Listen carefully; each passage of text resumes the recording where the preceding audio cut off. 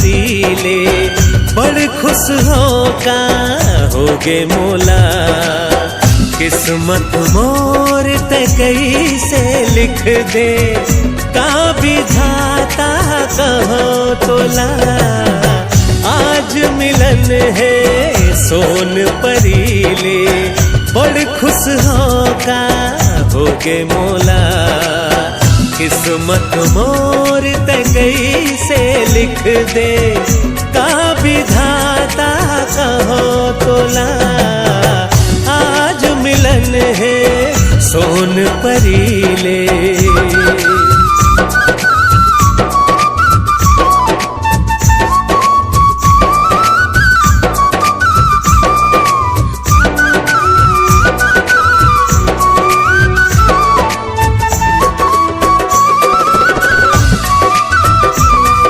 बचपन के दिए ताबिज, बचपन के दिए ताबिज टूटा महे बनाए।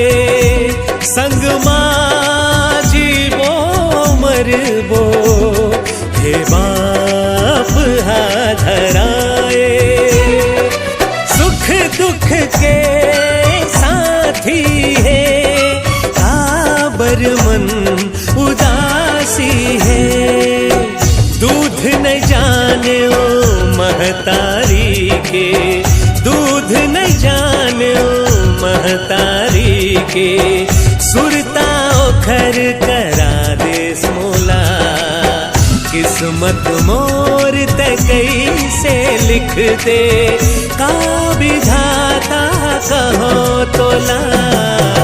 आज मिलन है सोन परीले।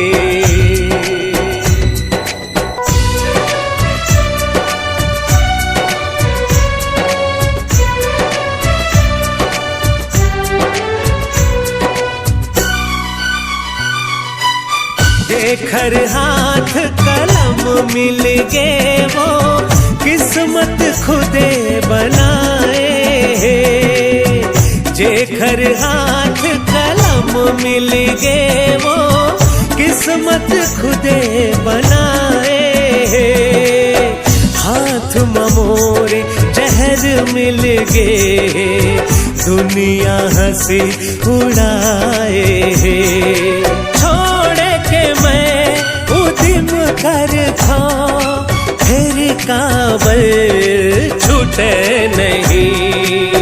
सोचत हो ये का जिंदगी है कैसे मैं निभाऊं एला। सोचत हो ये का जिंदगी है कैसे मैं निभाऊं एला। किस्मत मोर ते कैसे लिख दे का विधाता कहो तोला। आज मिलन है सोन परीले बड़ खुश हो का होगे मोला। किस्मत मोर ते कैसे लिख दे ला ला ला ला ला ला ला ला ला।